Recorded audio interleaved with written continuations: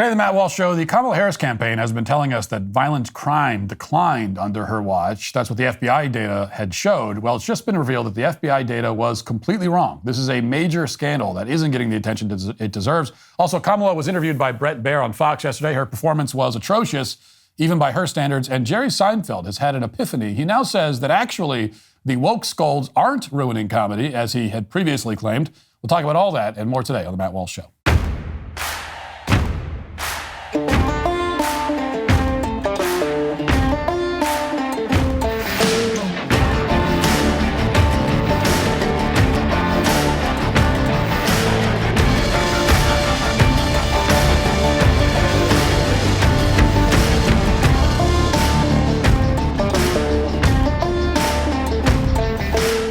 The wait is almost over. On October 28th, my hit comedy, Am I Racist? It's finally coming to Daily Wire Plus. That's right, the #1 documentary of the decade will be available for streaming exclusively on Daily Wire Plus.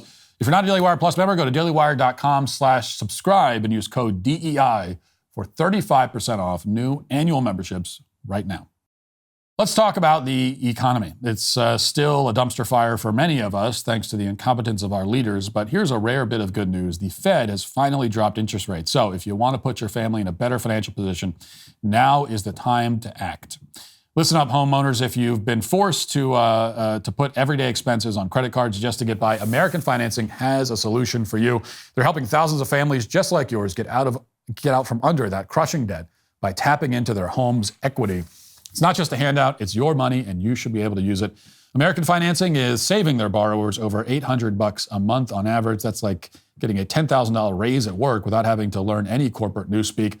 And it costs absolutely nothing to find out how much you can save right now. They're moving fast, too. They're closing some loans in as little as 10 days. And if you start today, you might not even have to make next month's mortgage payment. Imagine that, keeping your hard-earned money away from the banks for a change. There's no better time than now to turn your financial situation around. Don't wait for the government to fix things. We all know how that goes. Take control yourself. Call American Financing today at 800-906-2440. That's 800-906-2440. Or visit americanfinancing.net/Walsh. NMLS 182334 and NMLSconsumeraccess.org. Do it now before the next economic crisis hits. NMLS 182334, NMLSconsumeraccess.org. There was a claim that the toothpaste company Colgate used to make all the time on television. Yeah, you probably are familiar with it. They said that 80% of dentists recommend Colgate. Now, technically, the figure was accurate. Colgate did send out a survey, and when they got the survey back, 80% of dentists had indeed indicated that they recommended Colgate. But ultimately, the advertising regulators came down pretty hard on Colgate and forced them to pull the ad off the air. And they did that because Colgate left out an important piece of information, which is that the survey allowed dentists to recommend multiple brands. So yes, 80% of dentists did recommend Colgate, but 80% of dentists also recommended Colgate's competitors. Now, we're bombarded with misrepresentations like this so often from politicians, advertisers, and so on that pretty much everyone understands that statistics are very often misleading at best. That's why we have the famous quote, there are three kinds of lies, damn lies, and statistics. But even given that baseline of skepticism that we all have, it's still very easy to fall into the trap of assuming that some statistics are reliable. So take the murder rate, for example. That's the number of murders that occur divided by the population. And you think that it'd be pretty hard for the government to fudge that kind of data. After all, if somebody gets murdered, the odds are very high that someone's going to notice it and file a report, unlike crimes like shoplifting or assault, which often go unreported. And for shoplifting, oftentimes undetected, and also people know that the DA won't do anything about it, so they don't report it. But murder is still prosecuted, even in places like San Francisco or New York, for now. So when the FBI declared last month that violent crimes, including murders, had declined for 2 years in a row, it was natural for a lot of people to take that claim seriously. Democrats immediately used it as a talking point. They said that it was proof that Donald Trump was wrong when he said during the debate that this country has become more dangerous under Joe Biden and Kamala Harris. Here's that moment one more time. Watch. Crime is down all over the world except here. Crime here is up and through the roof. Despite their fraudulent statements that they made, Crime in this country is through the roof, and we have a new form of crime. It's called migrant crime, and it's happening at levels that nobody thought possible. President Trump, as you know, the FBI says overall violent crime is actually coming down in this country. But Vice Excuse me, President the Harris, FBI they were defrauding statements. They didn't include the worst cities. Now, when I covered this at the time, I didn't take any issue with the FBI's actual data. They claimed that they had finally incorporated the vast majority of police departments into their calculations. And, we kind of took them at their word on that. Instead, I pointed out that the FBI's data by its own terms is incomplete and therefore misleading. It's a bit like the Colgate ad. It tells you something that's technically true, but it doesn't tell you anywhere near the full story. Specifically, the FBI's data only counts crimes that are reported to law enforcement. And there's a lot of evidence that people don't report most crimes to law enforcement. In fact, that evidence comes directly from the DOJ. According to the DOJ's survey of crime victims last year, less than 50% of violent victimizations were reported to the police. Less than 33% of property crime victimizations were reported. Only 43% of robberies were reported. Now, a relatively large number of auto thefts were reported, more than 70%, presumably because people needed to file those claims in order to get an insurance payout. Otherwise, we can assume that no one would have reported those crimes either, because no one expects prosecutors or law enforcement to do anything about it at this point. But the DOJ's survey of crime victims doesn't include murder victims for the obvious reason that murder victims can't answer the survey. So last month on this point, I conceded that the FBI's murder data, and only their murder data, was probably accurate. After all, how could the FBI and local law enforcement agencies possibly be undercounting the amount of murders that are being reported? These are not easy crimes to cover up. Well, it turns out that I shouldn't have conceded even that point. Because even on this basic, straightforward statistic, which measures how many people are getting killed in this country, our federal government has been cooking the numbers. And they've been doing it in a way that makes it very clear that they're trying to hide information from the public. This is not an innocent error. It is deliberate and purposeful and malicious. Real Clear Investigations has just reported that, without alerting anyone, the FBI has just revised its violent crime statistics for 2022. And the new data shows that thousands more rapes, robberies, and murders occurred in that year as compared to what they previously had told us. The FBI's original claim, which was that violent crime had fallen by more than 2% in 2022, has now been revised. Now they say that violent crime actually increased by 4.5% that year. Specifically, somehow the FBI now says that it missed nearly 8,000 rapes, 33,000 robberies, 37,000 aggravated assaults, and 1,700 murders in 2022. How did that happen exactly? I mean, these are massive revisions. But the most incredible one is that last figure. How do you miss 1,700 murders? I mean, we're not talking about one or two cold cases that slipped through the cracks. These aren't people who just disappeared and the FBI found their bodies 6 months later or whatever. People were killed and the police were alerted, and then they just weren't included in the initial count we received from the FBI, the same count that was used to discredit Donald Trump as a liar during the debate. Well, here's how Real Clear Investigations explained what happened. Quote, the FBI's crime stats revisions reveal how much guesswork is involved, and even the final numbers often seized on by politicians. The FBI doesn't simply count reported crimes. Instead, it offers estimates by extrapolating data from police departments that report only partial year data. The Bureau also makes estimates for cities that report no data. The FBI's method of generating these estimates changes over time, and it affects the figures they report. Yes, you heard that correctly. The FBI extrapolates from partial data. And they also just make up estimates from cities that report no data at all. According to Jeffrey Anderson, who ran the DOJ's Bureau of Justice Statistics from 2017 to 2021, quote, the FBI's processes, such as how it tries to estimate unreported figures, has long been a black box, even to the Bureau of Justice Statistics, the Department of Justice's actual statistical agency.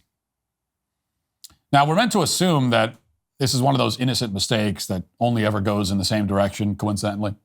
It's like that jobs report from the Bureau of Labor Statistics just a few weeks ago, the one that overestimated job growth by about 800,000 jobs. We're supposed to conclude that these statistical errors aren't deliberate and that the federal government isn't trying to cook the books in order to help Kamala Harris's failing campaign. But there's a very clear reason to doubt that explanation, especially in the case of this FBI revision. And that's because the FBI's revised data, which shows all the violent crimes they missed, wasn't announced anywhere. The FBI did a stealth edit on their own report 3 weeks ago. Didn't tell anybody about it. And it's only coming to light now because the investigative journalists at Real Clear Investigations noticed this line at the bottom of the FBI's data, quote, "The 2022 violent crime rate has been updated for inclusion in CIUS 2023. Now, nowhere did the FBI explain what the update showed exactly. They didn't hold a press conference and explain why they undercounted tens of thousands of serious crimes that impacted very real victims. Instead, on a hunch, Real Clear Investigations had to pull up the charts and the graphics and do a comparison. Even when the FBI released a press release last month claiming that violent crime had fallen again in 2023, they didn't mention that their statistics from 2022 were completely wrong. So obviously this looks a lot like malice. And of course, we have no reason whatsoever to trust that their data from 2023 is remotely accurate either. And we could probably wait another year and then we'll get the update on those numbers. So we're at the point now where the government can't be trusted to tell us anything. Even information as basic as the number of Americans who are being murdered every year. And if they can't get that right, or if they're willing to lie about it, then there's absolutely no reason to trust what these people say on anything, to trust what they say when they say that the earth is getting too hot, or that illegal immigrants don't really commit that many crimes, or anything at all. We are ruled by people who are constantly finding new ways to discredit themselves.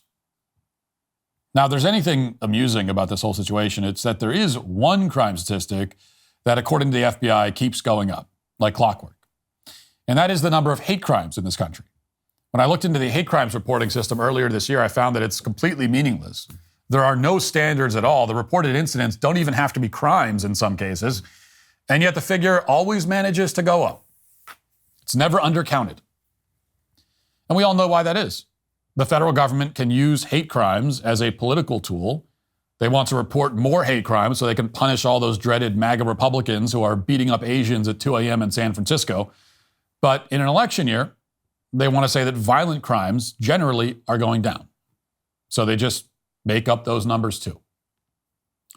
That means, among other things, that the so-called fact-checking industry should just be disbanded immediately. It's no use citing government reports when they're worse than useless. We should never have another fact check during a live presidential debate ever again. It also means that if Democrats really care about misinformation, as they so often claim to, then they should demand the immediate dismantling of these government agencies that are apparently incapable of telling the truth. The misinformation, as always, is coming from inside the House. Now, to be very clear about this, they just tried to memory hole the murders of nearly 2,000 Americans. That's what they were just caught doing. And even if you think that it was unintentional, it's still very clear that they tried to cover up their alleged mistake. That's how little they care about American citizens. They'll deny you police protection, and then they'll lie to the public about your death if you're murdered. Some people might call that depraved. They might call it immoral, even treasonous. But for the Biden-Harris administration, it's just the cost of doing business in an election year. Now let's get to our 5 headlines.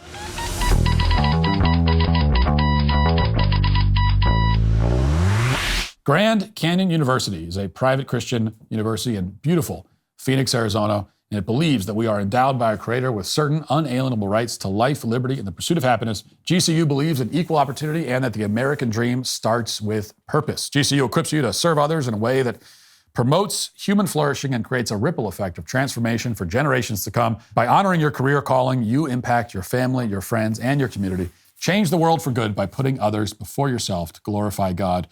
Whether your pursuit involves a bachelor's, master's, or doctoral degree, GCU's online, on-campus, and hybrid learning environments are designed to help you achieve your unique academic, personal, and professional goals. With 350 academic programs as of June 2024, GCU meets you where you are and provides a path to help you fulfill your dreams. The pursuit to serve others is yours. Let it flourish. Find your purpose at Grand Canyon University, private, Christian, affordable. Visit gcu.edu. Well, as you know, hopefully by now, Am I Racist, my new film, #1 documentary of the decade, is coming to Daily Wire on October 28th. So you can stream it at home on October 28th, exclusively on the Daily Wire. You can stream it globally too. You know, one thing I get a lot of questions from people in other countries around the world that have been waiting to see this film, and this is when you can finally see it. So the film is coming to Daily Wire on October 28th. But if you go to dailywire.com right now, you can find a lot of other great stuff, including other, What is Woman or other films. But you can also find right now merchandise for Am I Racist, including this one that I'm very excited about. This to me is the best piece of merchandise we've had, in the Matt Walsh merch store, really in the Daily Wire merch store, period, in a long time. This is, and also this is better than that other board game that other host sells. Did I just rip off his idea did I see how successful his game was and say, I need one for myself? I'm not going to say that I did. I'm not going to say I didn't do that. But this is the Am I Racist game. And, this is a game games are fun if there are stakes. You need to have stakes in a game. And the stakes here are pretty high because this is basically a trivia game. But if you get the trivia answer wrong, then you're racist. That's basically the way the game works. I'll show you. So there are a lot of, it's a whole bunch of cards, and they all have facts, stereotypes that have to do with different races. And you have to kind of figure out if it's right or if it's racist. And like I said, if you get it wrong, then it turns out you're racist. And this is a high stakes gamble. So just for an example, I'll give you one. We'll do a quick round of trivia. I'll just give you one right now. We'll find out when you're playing at home if you are right or racist. Here's the fact.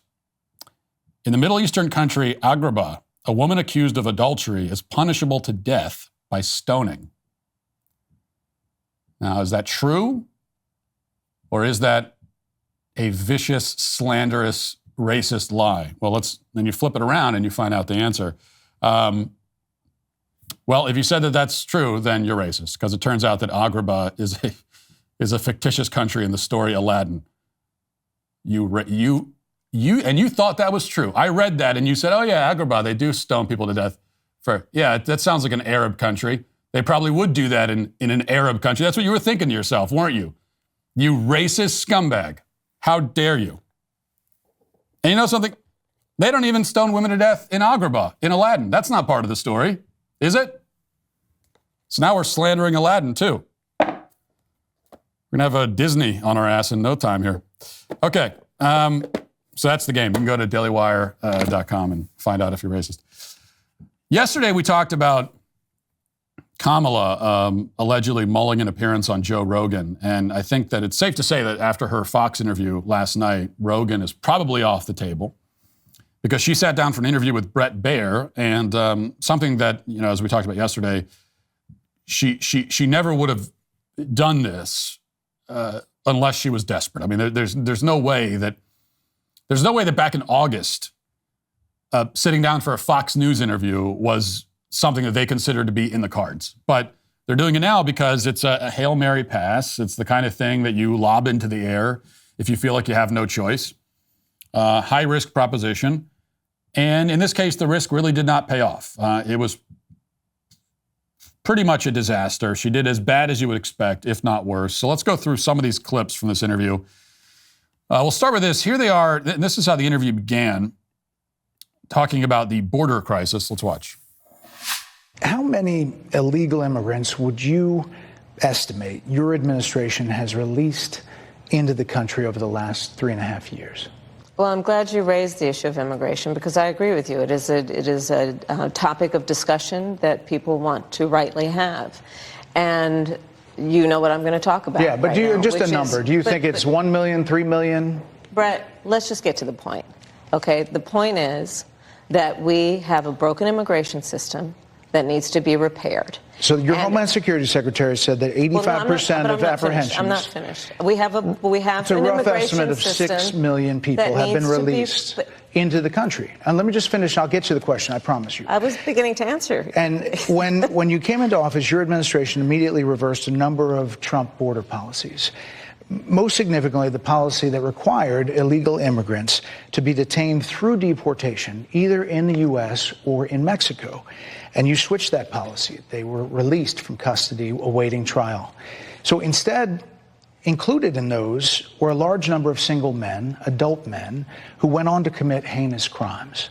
So, looking back, do you regret the decision to terminate Remain in Mexico at the beginning of your administration? At the beginning of our administration, within practically hours of taking the oath, the first bill that we offered Congress, before we worked on infrastructure, before the Inflation Reduction Act, before the Chips and Science Act, before the bipartisan Safer Communities Act. So you basically get how this went. She filibustered. It's funny, she said in that, when she started to answer the question or not answer it. So let's get to the point. Well, but getting to the point is exactly, of course, what she didn't do and never does. For her, answering a question is always a game of frantically avoiding the point at all costs. But she's not, and she's not the only politician in the country who handles interviews that way. Most of them do. She's just really bad at it. She's very bad at it.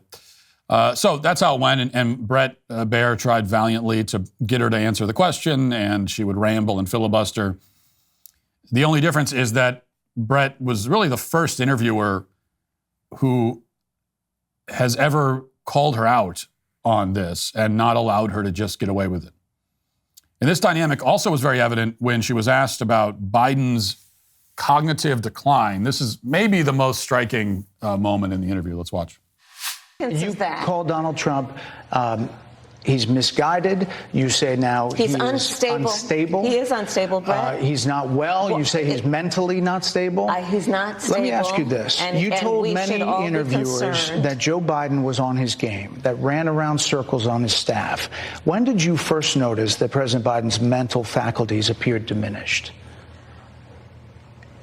Joe Biden, I have watched from the Oval Office to the Situation Room, and he has the judgment and the experience to do exactly what he has done in making very important decisions on behalf of the American people. There were no concerns raised? Brett, Joe Biden is not on the ballot.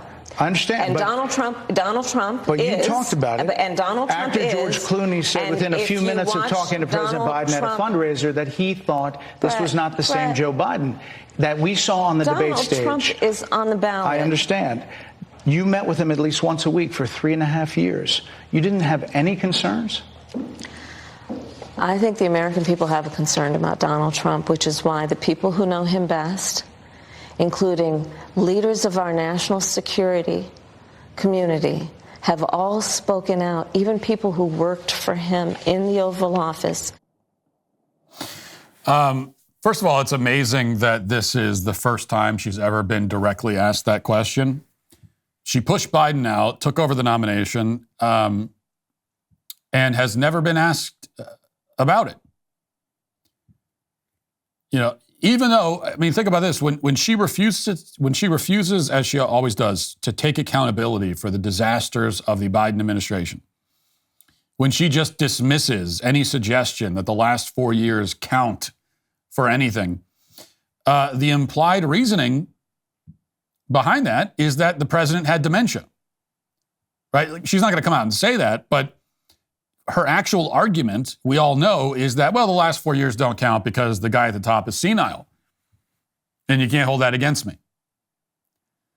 So that's kind of and any of her voters, however many she ends up having, that's also their reasoning. That's going to be their reason. Like anyone who's going to give her another 4 years, it's going to be under the assumption that, yeah, well, but the president, this is not her fault. The guy is senile. And in spite of that, she's never asked about it until today. And you heard how just shifty and dishonest her answer was. But my favorite moment was probably this one. More than 70% of people tell the country is on the wrong track. They say the country is on the wrong track. If it's on the wrong track, That track follows 3.5 years of you being vice president and President Biden being president. That is what they're saying, 79% of them. Why are they saying that? If you're turning the page, you've been in office for 3.5 years.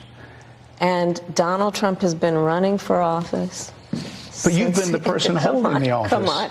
Madam You Vice and I President. both know what I'm talking about. You and I both know what I'm talking about. I actually don't. What are you talking about? What I'm talking about is that over the last decade, But people you're the have lever of become. power. But listen, over the last decade, it is clear to me, and certainly the Republicans who are on stage with me.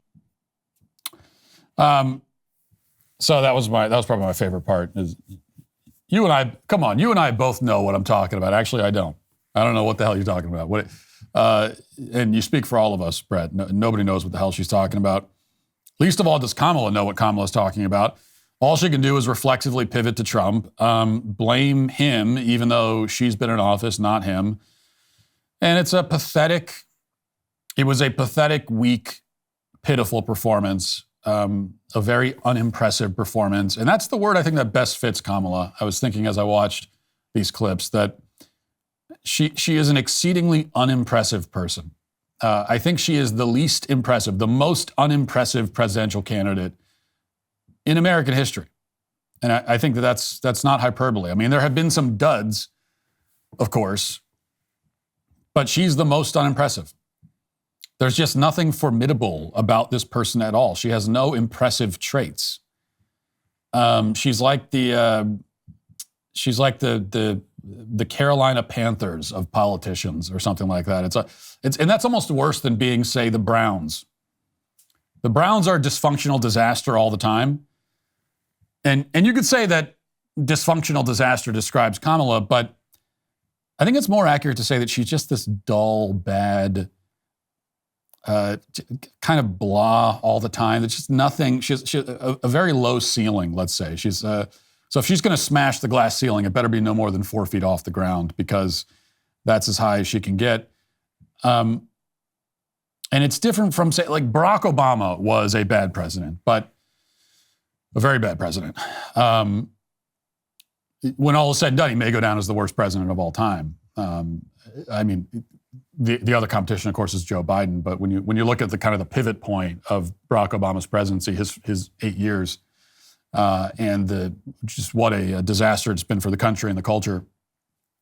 But on a personal level, there were some impressive things about him. He had rhetorical skills. He had charisma. George Bush, also not a very impressive man, but at least had a kind of swagger and personality to him. Like even our bad presidents had traits that explained how they became president. You could look at them, and even if you don't like them and you think they're terrible, you could say, okay, yeah, I can see how that happened. I can see how it happened. But with Kamala, and she's not president yet, thank God, but still, you look at this person and there's just nothing there. Incredibly unimpressive. Joe Biden would be second place on the list of the most unimpressive. But at least he used to have political skills. He doesn't anymore because he has dementia. But Kamala, I mean, what are her skills? Really, what are her, even if you're you're dyed-in-the-wool Kamala supporter, you're going to vote for her. I even to you, I would pose that question non-rhetorically. What are her great skills? What's the most impressive thing about this person? Really? And that's what comes across, which is why I think, as I've said before, I think the campaign, they wanted to keep her away from interviews, keep her away from unscripted moments. And they wanted to do what they were doing for the first couple weeks of the campaign, where she only did the rallies and they brought the celebrities out, and they were building this hype train around her that had nothing to do with her specifically, but they were just kind of turning her into this fictional character who you never even saw except at the rallies when she was delivering a scripted speech. And they obviously wanted to do that. Their plan was to try to, if they could have got away with doing that for the whole 3 months before the election, they would have. And I think it was a strategic mistake. I think they should have just politically, strategically, they should have just stuck with that. Don't do a single interview. Don't do a single press conference. Only do the rallies. Have the celebrities come out and just do that. Just coast on the vibes and try to do it for 3 months. That was their best chance. And yeah, she would have got killed for it by people like me. Conservative media would have continued to criticize her harshly for not doing any interviews and being scared. But this is what happens. It's like the quote, it's better to say nothing and be thought a fool than to open your mouth and remove all doubt. And I think that, she probably should have taken that to heart, but it's too late now. So let's flip it around to Trump. He had a town hall on Fox News yesterday, and there was one moment from that I think is notable. Let's watch that. Up and down the ballot, how many of you are worried about biological men and boys competing against women and girls in sports? Just show me. That's almost that is the entire room. And I know you have a question. I do. By the way, excuse me, it's so crazy. It's so crazy. Your question, your name and your hometown. My name is Linda, and I'm from Milton, Georgia. Good. But originally Brooklyn, New York. Oh, I'd get that good. in there. My question is, how do you plan on addressing the transgender issue in women's sports? I have 9 grandchildren, 6 of them female, all playing sports, and we are very concerned for their safety, not just on the field and the courts, but in their locker rooms as well. Right.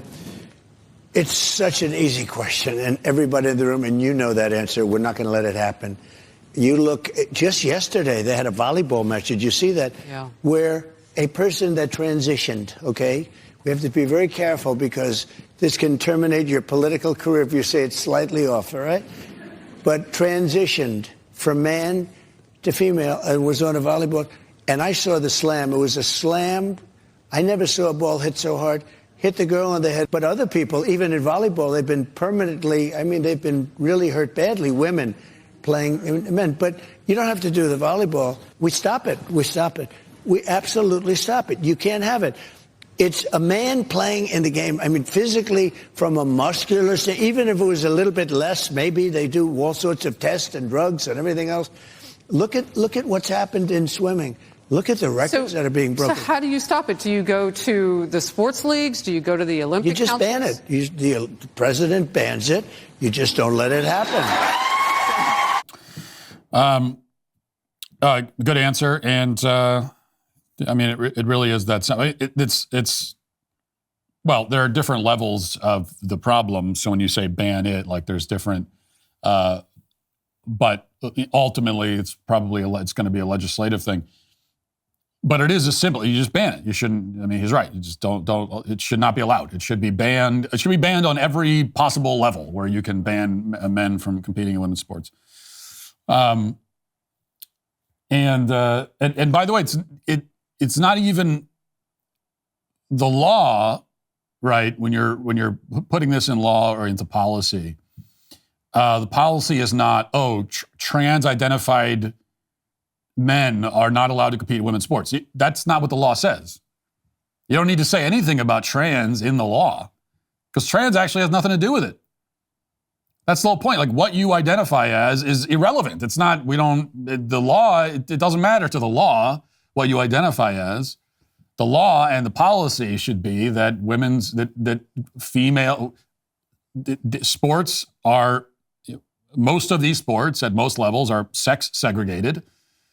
And so you play on the sport that aligns with your biological sex. That's it. And doesn't mean quote unquote trans people are banned from sports. They can still play sports, but you just have to be on the team that aligns with your biological sex, regardless of what you identify as.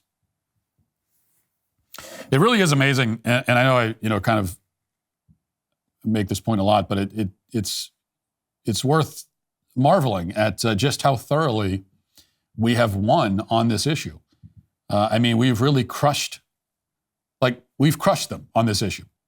When you've got questions like this being asked on Fox News and the whole audience is against men and women's sports and they're cheering for it and the Republican candidate is speaking out against it so clearly and forcefully, yeah, you just ban it, right? that shows you how much we've won, because none of that would have happened or did happen in 2016 or even 2020. So it's really been over the last 4 years. Some of us have been fighting on this issue for more than 4 years, but it's been over the last 4 years that these great strides have been made, and we have totally shifted the Overton window on this thing. And so for the trans activists, they're truly fighting a losing battle.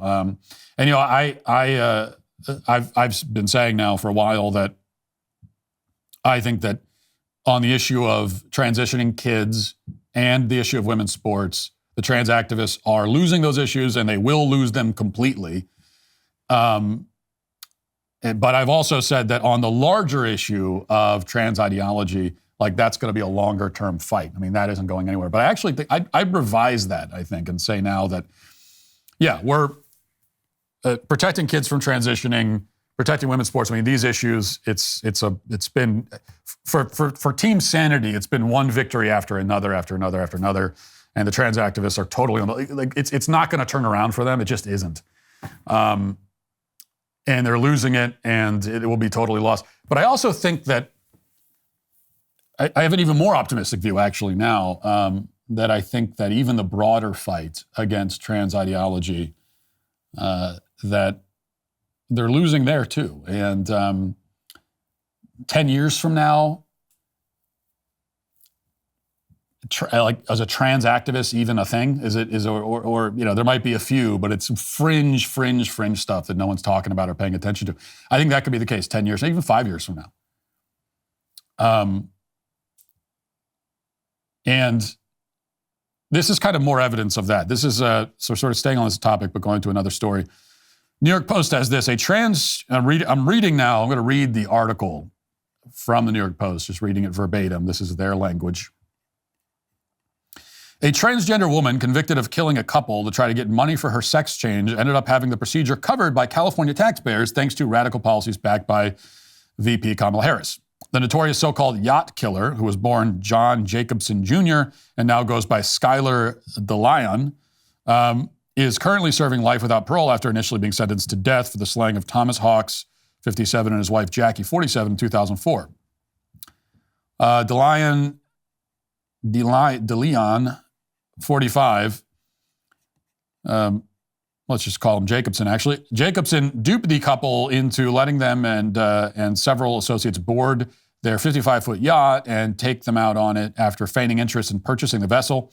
While out at sea somewhere between Newport Harbor and Santa Catalina, Jacobson used the stun gun to incapacitate the couple and force them to give up their bank account information and sign over the boat's title before tying them to the anchor and tossing it overboard. And this was all done in order to get a sex change operation. And then 2 decades later, the sex change operation happened courtesy of the taxpayers. Okay, so that's the story. Now, by the way, I was reading the article verbatim, at least initially, and the article uses the biologically incorrect pronoun throughout, refers to the killer as she and her.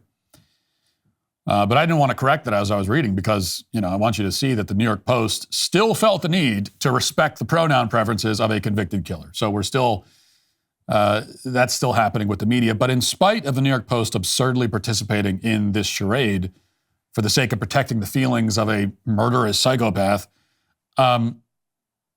in spite of that, we still see the Overton window shift here. Because nobody will defend this. This guy was able to get the taxpayer-funded, quote-unquote, transition surgery. He was able to do that thanks to the bureaucrats in the state and the policies they've put in place. But no voters support this. Put that up for a referendum. Should taxpayers be funding sex change operations for inmates in prison? Even in California, do you think that's going to pass? I don't think so. And no Democrat politician at this point will defend it. Kamala certainly won't. Now, she did defend it and support it back in 2020. But now she won't, because going back to one more clip from the interview last night, Bret Baier asked her about this, about funding sex change operations for criminals, for prisoners. And here's how she handled that. Every transgender inmate in the prison system would have access. So are you still in support of using taxpayer dollars to help prison inmates or detained illegal aliens to transition to another gender? I will follow the law, and it's a law that Donald Trump actually followed. You're probably familiar with, now it's a public report, that under Donald Trump's administration, these surgeries were available on a medical necessity basis to people in the federal prison system. And I think, frankly, that ad from the Trump campaign is a little bit of like throwing stones when you're living in a glass house. The Trump aides say that he never advocated for that prison policy and no gender transition surgeries you know what? You got to take responsible for what happened in your administration. Yeah, no surgeries happened in this presidency. It's in black and white. Would you still advocate for using taxpayer dollars for gender reassignment surgeries? I will follow the law, just as I think Donald Trump would say he did. You would have a say as president. Like I said, I think he spent $20 million on those ads, trying to create a sense of fear in the voters because he actually has no plan in this election that is about focusing on the needs of the American people. So another amazing moment. I mean, first of all, she says you're responsible for what happens during your administration, which is a problem for her, because that's the opposite of her message most of the time, that she's not responsible for any of the things that happened during her administration, least of all inflation, the economy, border crisis, crime, all the rest of it. But, she says that Trump supported this, and that's not true. Actually, the Trump campaign, of course, Trump never supported sex change operations for inmates, and this never happened in the federal prison system under Trump, so that's a lie. But still, the most remarkable thing is that she won't defend it. Only 4 years ago, she was out saying proudly, yeah, absolutely. She won't say that. She won't say, yeah, I support it. Trans women are women. Yada, yada, whatever. She's not saying that. In fact, pointing to Trump is striking. That she's pointing at him and saying, well, he did it too. He gave the inmates sex change operations too. Yell at him also. Why am I the only one going in timeout for the sex change operations? That's what she's doing. Again, leaving aside the fact that that's not true, it is a tacit admission that she's wrong. I mean, this is 100% the way you respond when you are agreeing that it's a bad thing. So, I don't what else do you need to see? When you've got Democrat politicians, even the most radical Democrat politicians, who 4 years ago considered this a winning political issue. They thought that this was a winner for them, that they could make themselves seem tolerant and enlightened and all those sorts of things by going out and supporting sex change operations for inmates, by supporting gender transitions of children and everything else. And now, only 4 years later, they are running from it as fast as they can. They never bring it up. When's the last time Kamala, on her own, brought up trans issues? Except maybe in the most sort of opaque way, in the most kind of general, vague sort of way. But when was the last time that on her own, at a rally, in an interview, or wherever, she just brought it up as a point? They don't, because they are embarrassed of it. And that's how you know. If you're a trans activist, you know you're in trouble. You know you're in big trouble because you're losing, you're losing the fight in state legislatures. You're even starting to lose in the courts, and you've lost in the court of public opinion, and now you're losing your own people. They're ashamed of you. They are embarrassed of you. They're looking at you like, okay, yeah, all right. They want your support. Yeah, they want you to vote for them, but they want you to stay over there and, that's, okay. All right, yeah, thanks. Thanks for your support. Just stay there. That's okay. So that's a bad sign for the trans activists, but a great sign for humanity. You know what keeps me up at night? The state of our country. But at least I'm not tossing and turning because of my mattress anymore. That's right, folks. I'm talking about Helix Sleep. Now, you might be thinking, Matt, aren't all mattresses basically the same? Well, that's wrong. That's liberal thinking right there. Helix understands that we're all different, unlike the left's one-size-fits-all policies. They offer 20 unique mattresses, including their Luxe and Elite collections for you hardworking Americans who deserve some luxury, the Helix Plus for you big and tall people, and even a Helix Kids mattress. Overwhelmed by choices? Well, don't worry. Helix has a sleep quiz that'll match you with your perfect mattress in under 2 minutes. Here's another reason to love Helix. Their mattresses are fiberglass free. Unlike some other brands using fiberglass as a flame retardant, which, by the way, has been causing more problems than Biden's economic policies, Helix owns its manufacturing facility that's entirely fiberglass free. So you can sleep easy knowing that you're not inhaling tiny glass particles. What a concept. A company that actually cares about your health and doesn't try to slip something dangerous into your home. Very novel. So if you want to sleep like you've never slept before, head on over to helixsleep.com/Walsh, where for a limited time, Helix is offering up to 20% off all mattress orders. Just go to helixsleep.com/Walsh. That's helixsleep.com/Walsh. This is their best offer yet, and it won't last long. With Helix, better sleep starts now. On October 28th, my new hit comedy, Am I Racist?, is coming home to Daily Wire Plus. When it hit theaters this September, it immediately became the #1 new comedy, and it's now officially the #1 documentary of the decade. That's worth repeating to really irritate our friends on the left. Am I Racist is the #1 documentary of the decade. Plus, it's verified hot on Rotten Tomatoes with a 97% audience score. So now my personal journey through the weird wasteland of woke insanity is coming exclusively to Daily Wire Plus, October 28th. Your couch is your front row seat to witness me going undercover to hilariously dismantle DEI. But Daily Wire Plus is the only place you can stream Am I Racist at home, and it all starts October 28th. If you're not a Daily Wire Plus member, go to dailywire.com/subscribe and use code DEI for 35% off new annual memberships right now. Your membership also gets you instant access to the cultural phenomenon What is a Woman, streaming now, and you'll be the first to watch Am I Racist at home, October 28th, only on Daily Wire Plus. Now let's get to our daily cancellation.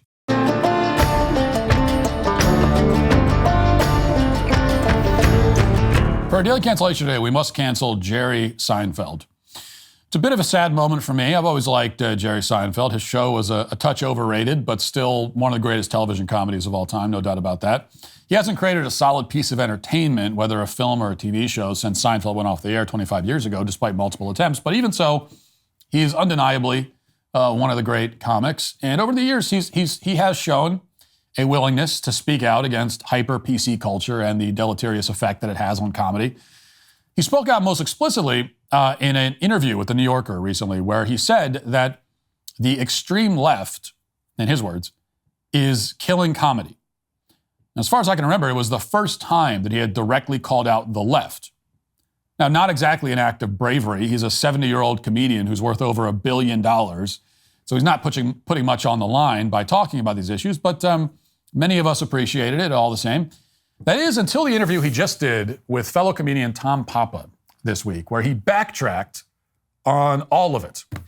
I did an interview. So there were two things that I have to say I regret saying and that I have to take back. And I said that the extreme left has suppressed the art of comedy. Mm-hmm. I did say that. Yeah. That's not true. It's not true. No? No. Again, you want to go back? Let's go back to our solid liquid analogy. Okay. And the other thing that I have said about this, if you're Lindsey Vonn, if you're a champion skier, you can put the gates anywhere you want on the mountain. She's going to make the gate. Right. That's comedy. Mm-hmm. Whatever the culture is, we make the gate. Mm-hmm. You don't make the gate, you're out of the game. The game is, where is the gate? How do I make the gate and get down the hill in the way I want to? So does culture change? And are there things I used to say that I can't say, that everybody's always moving? Yeah, but that's the biggest, easiest target. You know, you can't say certain words, right? You know, whatever they are, versus about groups. So what? So these larger cultural themes of this is not considered acceptable, this is not acceptable. Yeah. So I don't think as I said, the extreme left has done anything to inhibit the art of comedy. Right. I'm taking that back now officially. Gotcha. They have not. Right. Do you like it? Maybe, maybe not. It's not my business to like or not like where the culture is at. Yeah. It's my business to make the gate. Wow, what a profile and courage. An inspiration for the ages is Jerry Seinfeld. Now, needless to say, this is a cowardly retreat, all the more cowardly because of how unnecessary it was. People talked about his original comments condemning the extreme left for about half a day and then moved on. At this point, he may as well have said it 600 years ago. He didn't need to issue any clarification, much less a full retraction and apology, but he was obviously quite disturbed by the pushback, however mild and fleeting it may have been. Jerry Seinfeld never had much edge to begin with, but whatever edge he may have had at one point, he has now lost, obviously. And we've seen this devolution, and it's been quite sad and tragic. We've seen it with nearly all of the greatest and most influential comedians and entertainers and cultural figures of his generation, the ones who are still alive. They've pretty much all retreated and gotten duller and blander with age. Howard Stern is another prime example. And we've talked about that many times. People often lament that George Carlin, who's obviously, he would be older, he's a generation above Seinfeld, but people often lament that George Carlin isn't around anymore to lampoon the woke insanity. What they don't understand is that if he was around, he would almost certainly be in the Howard Stern and Jerry Seinfeld camp. I mean, you should be thanking God. If you like George Carlin stuff, you should be thanking God he's not around. Okay, because he would be doing stand-up sets about how Donald Trump is a threat to democracy. He'd be doing a hilarious rant about why it's lame to disrespect a person's preferred pronouns.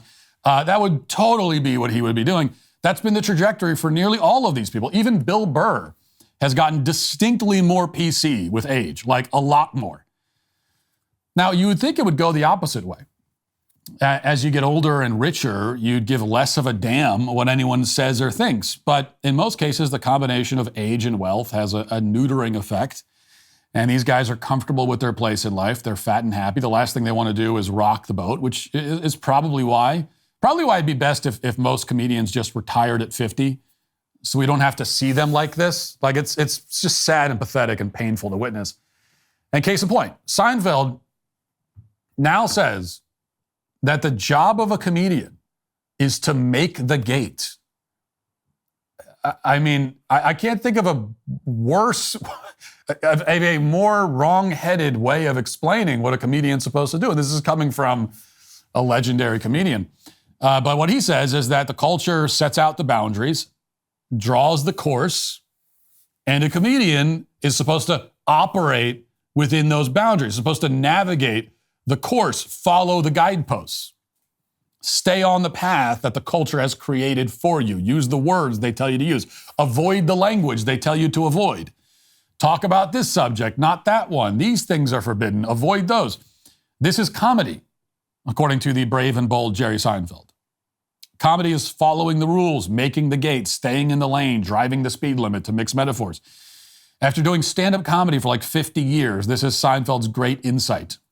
Half a century in the business, and he now sounds like a court jester performing a set for Kim Jong-un in North Korea.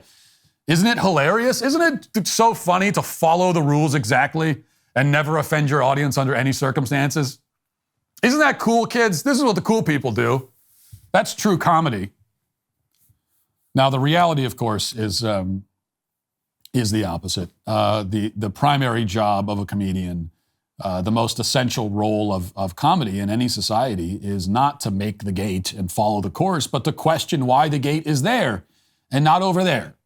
Why does the course go this way, but not that way? You can't find the humor and absurdity in the boundaries if you're not willing to push them. That doesn't mean that comedy always has to be intentionally outrageous or intentionally offensive just for the sake of it, but it does have to be aware of the ridiculous aspects of the culture, the rules that don't make any sense, and it has to be willing to lampoon those rules, which will always risk upsetting the people who put the rules in place. This is why the left can't do comedy anymore. It's why comedians like Bill Burr have gotten much less funny as they've become more liberal. Like walking on the path without questioning it or without venturing off of it, that may be the safest thing. and it may be the easiest. It's not funny, though. There's never been a good adventure story about a guy walking on a marked trail from point A to point B and never leaving it. There's also never been a funny comedy with that premise. The comedian doesn't just make the gate, he critiques it, he questions it, he makes observations about it, he points to its idiosyncrasies, he might even crash directly into it on purpose. He does anything but unquestioningly follow it.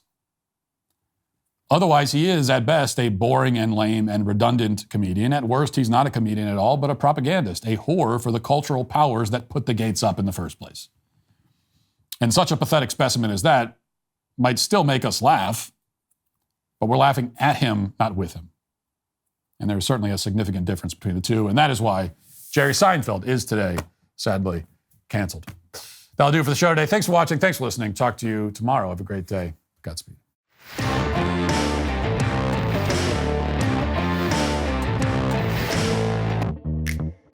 The question everyone in America is asking, am I racist? Make those moves. Get a Daily Wire Plus membership to see Am I Racist? This is all I have. Did you want to? I can help you guys out. Yeah. Go to amирacist.com and sign up now. I've been told because I'm a white male, kind of at the top of the pile, how do I get down from the top? I don't think you necessarily can. How do we get past all the talk about racism? We have to love each other. Well, it can't be that simple. How do we get to a point of racial harmony? It's good to talk to you. We're still on a journey, all of us together. I think you got some journeying to do. Just talk to me about the statistics. We have an epidemic. 20 million crimes a year, 6,000, 7,000 hate crimes. No, there's no epidemic. Why are we talking about statistics? This is not a matter of statistics. Well, you asked me about the statistics. Am I Racist? Coming to Daily Wire Plus on October 28th. Rated PG-13.